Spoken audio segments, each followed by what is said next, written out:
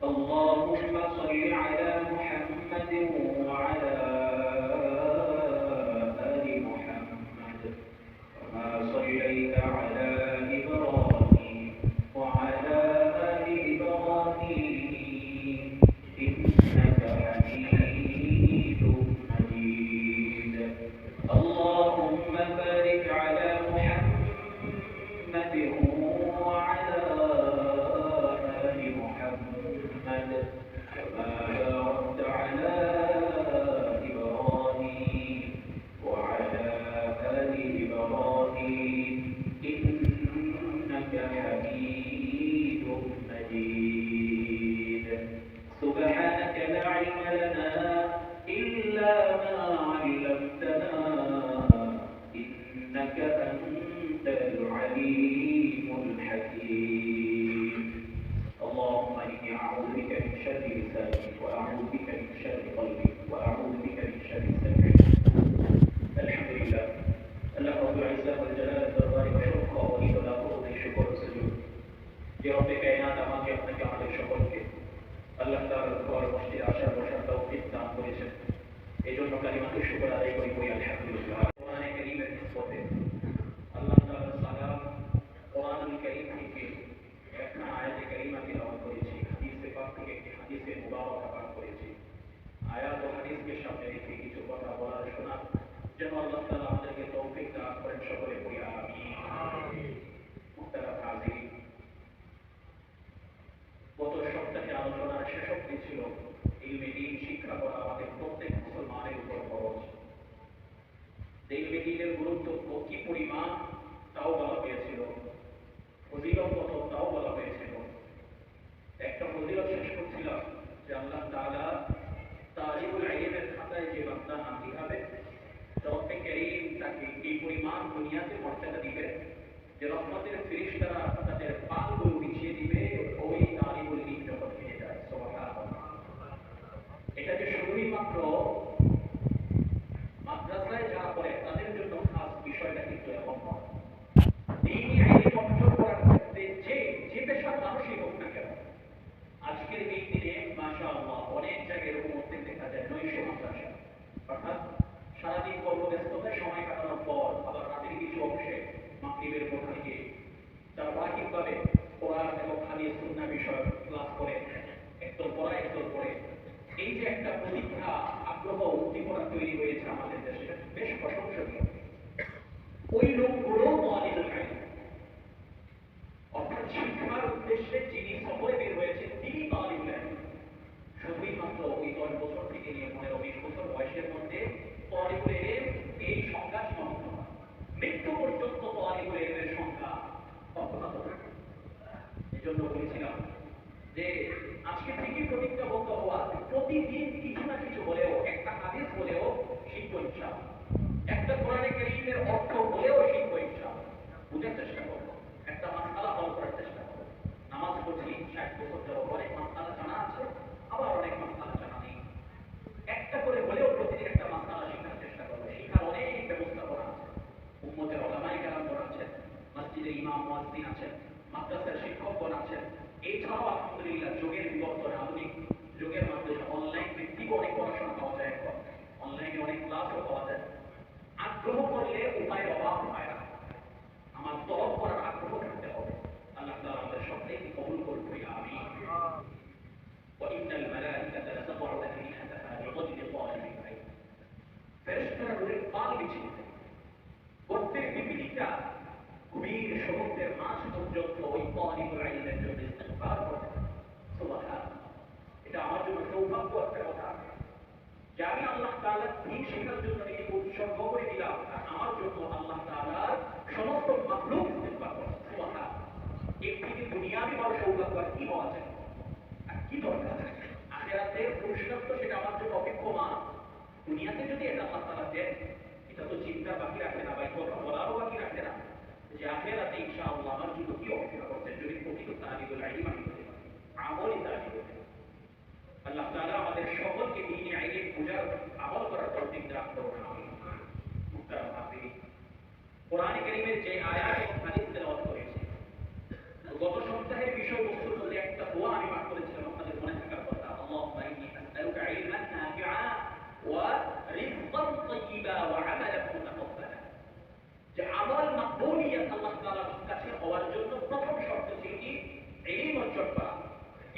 মুওয়াফিক আমল করা, ইলম অনুযায়ী আমল করা, ইলম জানা, আমল সম্পর্কে আমলটাকে ধরে রাখা।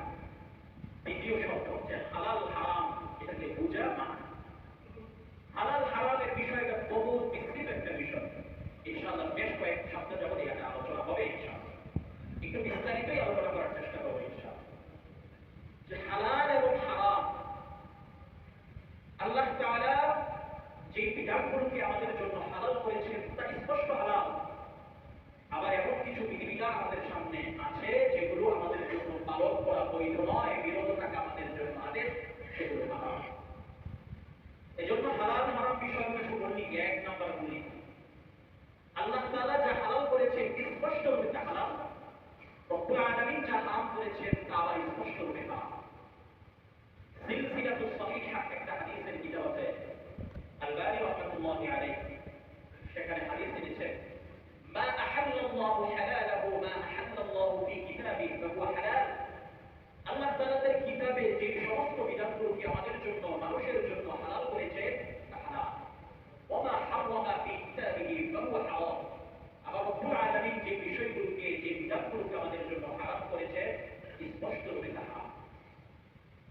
এই কওল চলবে না কোনো এক কথায়, কথা চলবে না।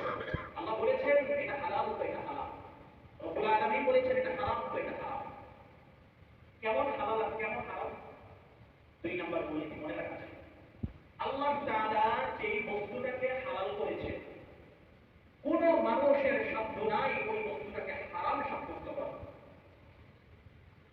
রব্বুল আলামিন যেটাকে আমাদের জন্য হারাম করেছে ওটা আমাদের জন্য কারো সাধ্য নাই ওটাকে হালাল করে দেওয়া। কতটা কঠিন জানেন? সেই বুখারীর বর্ণনা,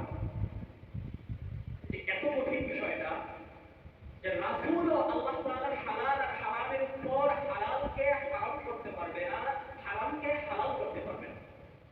এত কঠিন আল্লাহ তাআলার হালাল, কটুক হালাল, হারাম কটুক হারাম। সেই বুখারীর বর্ণনা আম্মা জান হযরত আয়েশা সিদ্দিকা রাদিয়াল্লাহু তাআলা আনহা থেকে বর্ণিত হাদিস, তিনি বলেন কানা ইয়াকুফু ইনদা যায়নাব বিনত জাহশ, রাসূল করিম সাল্লাল্লাহু আলাইহি ওয়াসাল্লাম, রাসূলের আরেকজন স্ত্রী আম্মা জান হযরত যায়নাব বিনত জাহশ রাদিয়াল্লাহু তাআলা আনহার ঘরে অবস্থান করছেন। ওয়া কানা ইয়াশরাবু ইনদাহা আসালান, নবীজি আম্মা জান হযরত যায়নাব বিনত জাহশের ঘরে বেশি অপেক্ষা করেন। বলে কেন? আম্মা জানের ঘরে নবীজি মধু পান করে, পবিত্র খাদ্য, উপকারী খাদ্য। কোরআনে যার ব্যাপারে বলা হয়েছে মধু উপকারী খাদ্য, এটার মধ্যে শিফা আছে। ওই মধু রাসূলুল্লাহ পছন্দ করেছেন, যার কারণে আম্মা জান হযরত যায়নাব বিনতে জাহশ রাদিয়াল্লাহু তাআলা তার ঘরে মধু পান করতেন। অন্যান্য স্ত্রীদের ঘরে সময় তো তুলনায় যায়নাব বিনতে জাহশ রাদিয়াল্লাহু তাআলা তার ঘরে একটু সময় বেশি লাগতো। এখন হযরত আয়েশা সিদ্দিকা রাদিয়াল্লাহু তাআলা আনহা এবং আম্মা জান হযরত হাফসা রাদিয়াল্লাহু তাআলা আনহা তাতাওয়াসাইতু, তারা দুইজন একটা কথার উপর একমত হইল যে আন্না আইয়াতানা, নবীজি আমাদের দুইজনের মধ্য থেকে যার কাছে সর্বপ্রথম আসবে না কেন, যেখানে ঢুকবে তখন আলাইহিন নবী সাল্লাল্লাহু আলাইহি ওয়াসাল্লাম ফালতাকুল জামাআতা, কেউ একজন বলে দেয় أني أجد عند ريحا مغافير أكلت مغافير، অপরবিজি আমরা আপনার কাছ থেকে দুর্গন্ধযুক্ত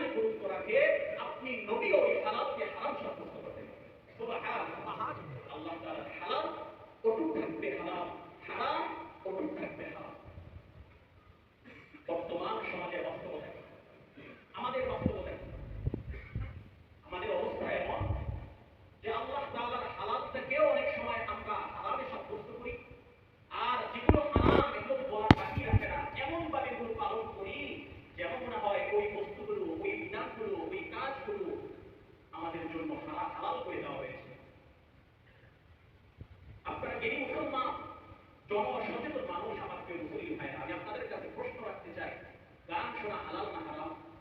বুঝে থাকলে আমার কথাটা পূর্বের উদাহরণ বুঝে থাকলে একটু জোরে বলবেন, হালাল না হারাম? বাদ্যযন্ত্র বাজানো হালাল না হারাম? মদ পান করা হালাল না হারাম? শরীরের মধ্যে ট্যাটু অঙ্কন করা হালাল না হারাম?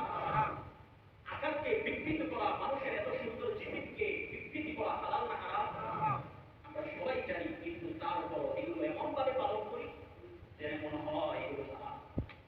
সমস্যাটা আসলে ওই জায়গায়, জানি ঠিক মানি না, এই জায়গাটার মধ্যে সমস্যা। তো ওই জানার কি লাভ আছে যে এই জানা আমাকে মানা পর্যন্ত পৌঁছাতে পারে না? আসছে আগামী 14 এপ্রিল পয়লা বৈশাখ, ঠিক কিনা? বিস্তারিত বলার অপেক্ষা রাখে না, বিষয়বস্তুর সাথে সম্পর্কিত আছে, এটা বলার আমার দায়িত্ব বিদায় করছি। পয়লা বৈশাখ নববর্ষ, বাংলা নববর্ষের একটা উৎসব। মুসলমান মনে রাখবেন, মুসলমানদের ইসলাম ধর্মকে আল্লাহ তাআলা অক্ষুণ্ণ রেখেছেন। বলেন, অক্ষুণ্ণ রেখেছেন। ইন্না দ্বীনা ইনদাল্লাহিল ইসলাম, স্পষ্ট ভাষায় আল্লাহ তাআলা বলেছেন, হাবিব, আমি আল্লাহ তাআলার কাছে মনোনীত, পছন্দ, একমাত্র কমপ্লিট ইসলাম ধর্মই গ্রহণীয়, কিনা? কোন ধর্ম আল্লাহ তাআলার কাছে আর কোনো দাম নাই, শুধু ইসলাম ছাড়া। বলবেন ইসলামের মাঝে কি সবকিছু আছে? আমি বলবো, বিদায় হজের ভাষণকে আপনি একটু আবার শুনেন।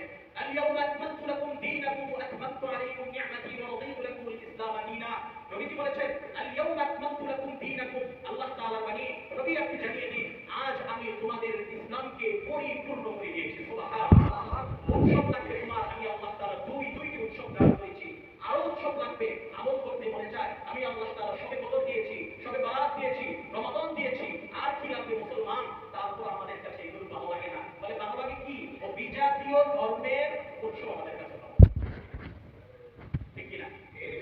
এই জন্য আমার কেউ মুসলিম ভাইরা, ওই উৎসবে কি হয় একটু বোঝার চেষ্টা করো। কি হয়? সারা বিশ্বে এই উৎসবগুলো পালন হয়, একমাত্র তাদের উদ্দেশ্য ওই দিন যা পালন হবে তারা এটার মধ্যে আকীদা রাখে, পূর্বের তাদের পাপগুলোকে ওই উৎসব মোচন করবে, পরবর্তী বছরটাকে ওই উৎসব তাদেরকে সুখ খারাপ করে দিবে। পরে নাউযুবিল্লাহ। কোন বস্তুর স্বার্থ আছে কোন মানুষকে সুখ দেওয়ার জন্য? একটু বলেন, সুখ স্বার্থ আছে? মঙ্গল শোভাযাত্রা হবে, সেখানে কি হবে? কি হবে সেখানে? ভাল্লুক, কুতুব পেঁচা এগুলোর আকৃতি ধারণ করে বলা হবে, এসো হে বৈশাখ। মানে কি জানেন? যে হে বৈশাখ, তুমি আমাদেরকে এই বস্তুগুলোর অমঙ্গল থেকে হেফাজত করো এবং আমাদেরকে মঙ্গল দান করো। চিল্লায় বলুন নাউযুবিল্লাহ। এটা সরাসরি রব্বে কারীমের সাথে শিরিক। ইন্নাল্লাহা লা ইয়াগফিরু আন ইউশরাকা বিহি ওয়া ইয়াগফিরু মা দুনা যালিকা লিমান ইয়াশা। আল্লাহ তাআলা বলেন, আমি সমস্ত গুনাহগুলোকে বান্দা তওবা করলে মাফ করে দিব, কিন্তু শিরিক এমন এক গুনাহ, আমি আল্লাহ তাআলা ওই শিরিককে মাফ করব না। বলে কেন? যে শিরিক হচ্ছে আমার আব্রু চাদর, যে ব্যক্তি আমার চাদর নিয়ে টানাটানি করে। ও মানুষ, তোমার চাদরকে নিয়ে যদি কেউ টানাটানি করে, তোমার সভাপতির পদকে নিয়ে যদি কেউ টানাটানি করে, তুমি মানুষও সহ্য করবে না। আমি রব্বে কারীম, কিভাবে আমি আল্লাহ তাআলার পদকে নিয়ে যে টানাটানি করে, কিভাবে আমি সেখানে সহ্য করতে পারি, ঠিক কিনা? এই জন্য শিরিক, এখান থেকে বেঁচে থাকা চাই। কি পরিমাণ শিরিক একটু দেখাবো। যে হুজুর পেঁচাকে নিয়ে তারা বলে যেগুলোকে আমাদেরকে মঙ্গল দান করবে, অথচ নবী বলেন, কুল্লা আমলিকু লিনাফসি নাফআন ওয়ালা দাররা। নবী আপনি বলুন, কি বলবো আল্লাহ? যে আমি নবীজি, আমি আমার ব্যাপারে কোনো উপকার করা তো দূরে, উপকার করার কোনো সাধ্য রাখি না, ক্ষমতা রাখি না। আল্লাহ যা চান তাই হয়। আমি আমার ব্যাপারে কোনো ক্ষতি করার ক্ষমতা রাখি না, আল্লাহ যা চান তাই হয়। এটা নবী নিজের মতো বলেন। আর আমভাবে আমাদের জন্য কি আসে? আল্লাহ তাআলা বলেন, ওয়া ইয়ামসাসকাল্লাহু বিদুররিন ফালা কাশিফা লাহু ইল্লা হু। ও দুনিয়ার মানুষ, জেনে রাখো, ওয়া ইয়ামসাসকাল্লাহু বিদুররিন ফালা কাশিফা লাহু ইল্লা হু। আল্লাহ তাআলা যদি তোমাদের কারো অমঙ্গল করার ইচ্ছা করেন, তাহলে ওই অমঙ্গল থেকে তোমাদের কেউ বাধা দিতে পারবে না। তিনি একজন পারবেন, তিনি কে?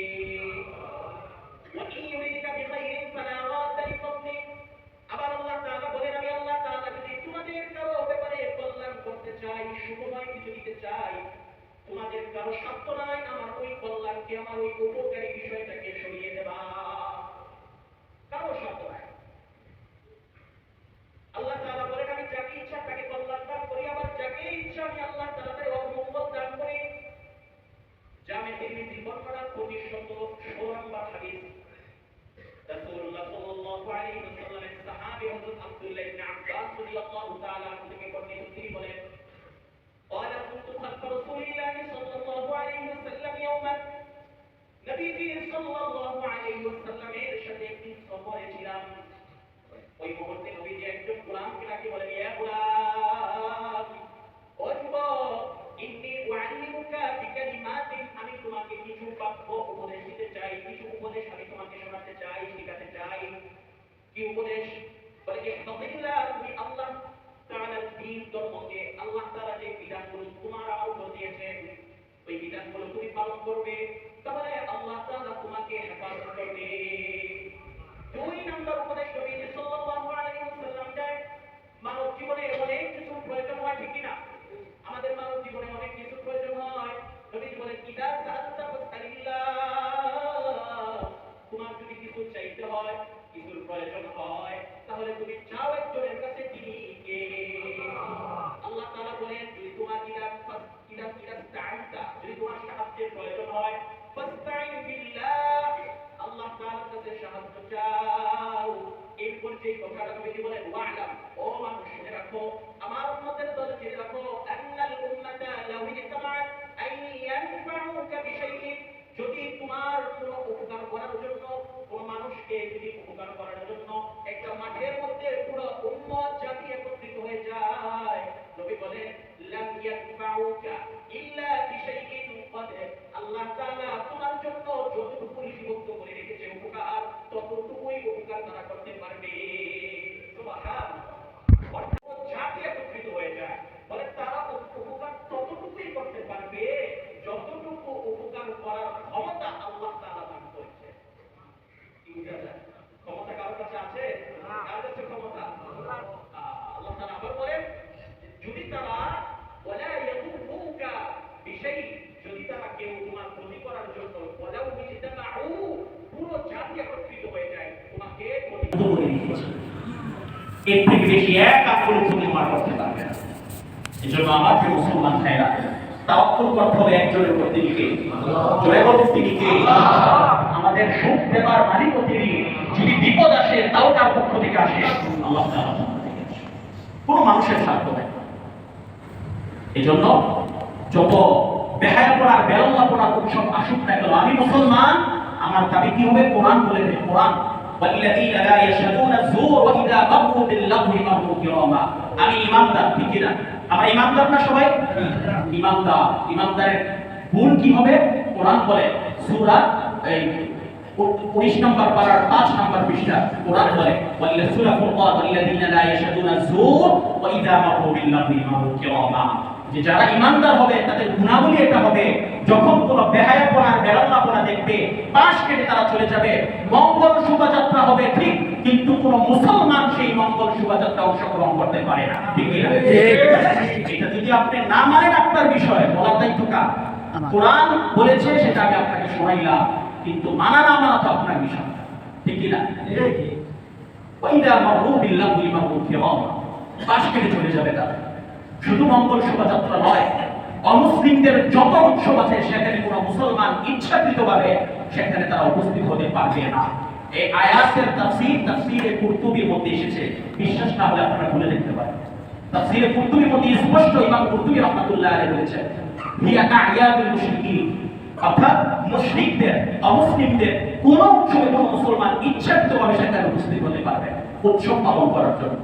এই মর্মে আরেকটা আয়াত, ইয়া আইয়ুহাল্লাযীনা আমানু দুখুলু ফিস-সিলমি কাফা, আল্লাহ তাআলা বড় ভালোবেসে বলেছেন, হে ঈমানদাররা, আমানু, হে ঈমানদাররা, উদখুলু ফিস-সিলমি কাফা, পরিপূর্ণতার সাথে তোমরা ইসলামে প্রবেশ করো।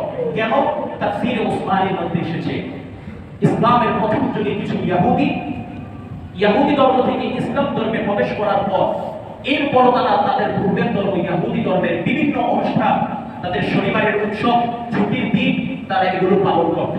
আল্লাহ তাআলা সাথে সাথে নবীর উপর এই আয়াত নাযিল করে বললেন, ইয়া রাসূলুল্লাহ, আপনি আপনার ওই নতুন ঈমানদার বান্দাদের উম্মতদেরকে জানিয়ে দেন, তারা যেন কমপ্লিটলি ইসলামের মধ্যে দাখিল হয়ে যায়, অর্থাৎ তারা যেন কোনো সুযোগ দেওয়ার জন্য আবার ইহুদি ধর্মে না যায়, উৎসব পালন করার জন্য যেন ইহুদি ধর্মে না যায়। এই আয়াত আজও পর্যন্ত অব্যাহতমান। আমরা ঈমান এনেছি, কেমন যেন আল্লাহ ডেকে বলছেন, হে ঈমানদাররা, কমপ্লিট ইসলামের মধ্যে থাকো, না মঙ্গল শোভাযাত্রায় তুমি যেতে পারবে না, অবাধে নারী পুরুষ মেলামেশা করার জন্য হত্যা বলে তুমি যেতে পারবে না, ঠিক কি না?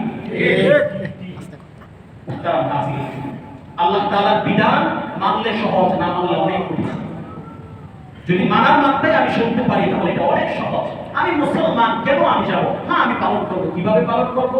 2 রাকাত নফল নামাজ পড়বো। নফল নামাজ পড়ে আল্লাহ তাআলার কাছে দোয়া করবো, আল্লাহ একটা বছর আমাদের কাছ থেকে বিদায় নিয়ে চলে গেল, জানি না মাবুদ ওই বছরে আমার আমল নামায় কি জমা হয়েছে, আর গুনাহ দ্বারা তো ভরপুর হয়ে গিয়েছে। আল্লাহ আপনি তো চাইলে সবকিছু মাফ করে দিতে পারেন। রব্বুল আলামিন বলেন, বান্দা আমার কাছে চাওয়ার সাথে সাথে আমি আল্লাহ তাআলা সব গুনাহগুলোকে মাফ করে দিই। আল্লাহর সামনের বছর কি হবে না হবে তাও তো জানি না, জানেন আপনি আল্লাহ। আমাদের যদি কোনো অমঙ্গল থাকে আপনি আল্লাহ তাআলা তা দূর করে দিন। এটা মুসলমানদের কাজ হবে না ভাই? আমরা এই কাজটা করতে পারবো তো ইনশাআল্লাহ। আল্লাহ তাআলা আমাদেরকে তৌফিক দান করুন করি আমিন। আমার প্রিয় মুসলিম ভাইরা, তাহলে আল্লাহ তাআলার হালাল স্পষ্ট হালাল, আল্লাহ তাআলার হারাম স্পষ্ট হারাম, কোনো সন্দেহ নেই এখানে। বলছিলাম হালাল হারামের মূলনীতিগুলো, দুইটা মূলনীতি বলছি। আল্লাহ তাআলার হালাল স্পষ্ট হালাল, হারাম স্পষ্ট হারাম। আল্লাহ তাআলার হালালকে হারাম করার সাধ্য কারো নাই, খুব নবীও নাই। আল্লাহ তাআলার হারামকে হালাল করার সাধ্য কারো নাই।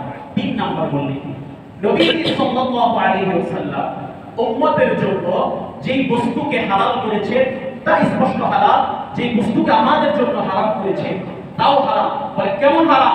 আল্লাহ হারাম করাটা যেমন হারাম, নবীজির হারাম করাটাও তেমন হারাম। উদাহরণ, সূরা আরাফ আল্লাহ তাআলা বলেন, ইয়া'মুরুহুম বিল মা'রুফ। নবীর কাজ কি? নবীর কাজ হচ্ছে তাদেরকে সৎ কাজের আদেশ দেয়।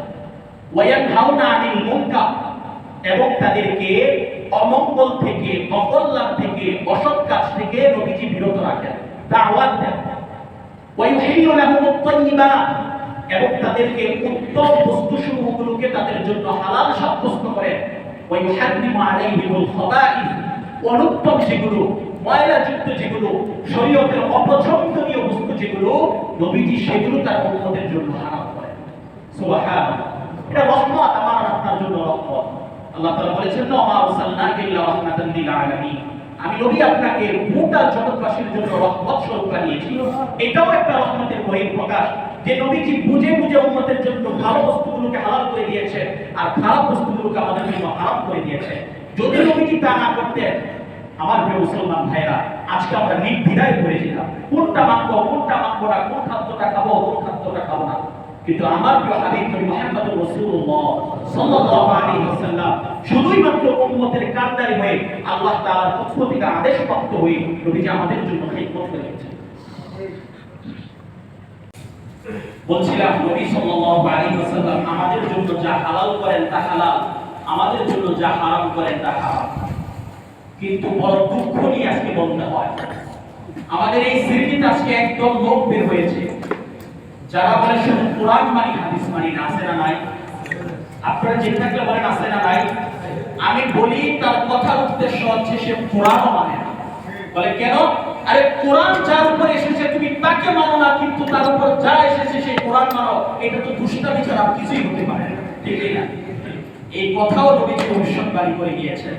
ইবনে মাজাহ বর্ণনা 12 নম্বর হাদিস, নবীজি বলেন, ইউশিকুর রাজুলু আলা আলিকাতিহি মুত্তাকিআন, অতি শীঘ্রই এমন এক শ্রেণীর লোক বের হবে যারা হেলান দিয়ে সিংহাসনে বসে থাকবে আর তারা বলবে আমাদের কাছে যে কোরআন আছে, তারা হাদিস পড়বে, বলে আমার হাদিস পড়বে।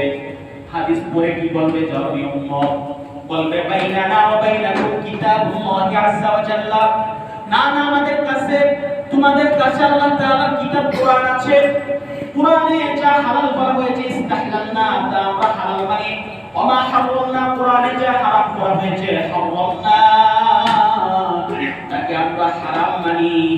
যদি কোরআন থাকে কোরআনের হালাল আর হারাম মানলে আর হাদিসের কি প্রয়োজন? নাউজুবিল্লাহ বলে।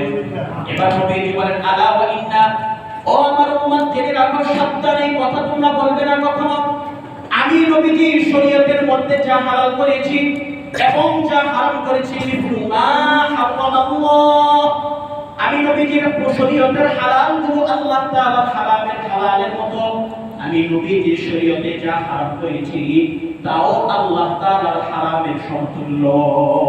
সুবহানাল্লাহ। তাহলে হাদিস মানার দরকার আছে না নাই?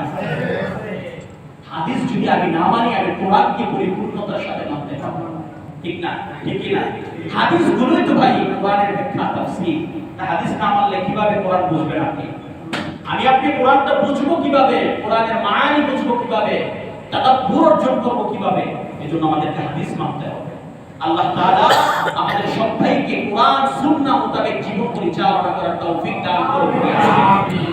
তাহলে মূলনীতি হারাম হালালের মূলনীতি বলছিলাম, 3 নাম্বার মূলনীতি গেল আল্লাহ তাআলা যা হালাল করেছেন তা স্পষ্ট হারাম, আল্লাহ তাআলা যা হারাম করেছেন তা স্পষ্ট হারাম, আল্লাহ তাআলা যা হালাল করেছেন সেটা হারাম করার শর্ত কারণে খুব নাই, যা হারাম করেছেন সেই জিনিসটাকে সেই বস্তুটাকে হালাল করার শর্ত কারণে। 3 নাম্বার মূলনীতি ছিল নবীজি শরীয়তে আমাদের জন্য যা হালাল করেছেন তাও হালাল, যা হারাম করেছেন তাও হারাম। এবার আসেন 4 নাম্বার মূলনীতি।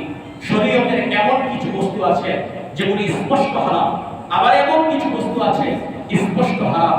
এই দুইয়ের মাঝে এমন কিছু বস্তু আছে ওয়াইনাহুমা মুশাব্বাহা।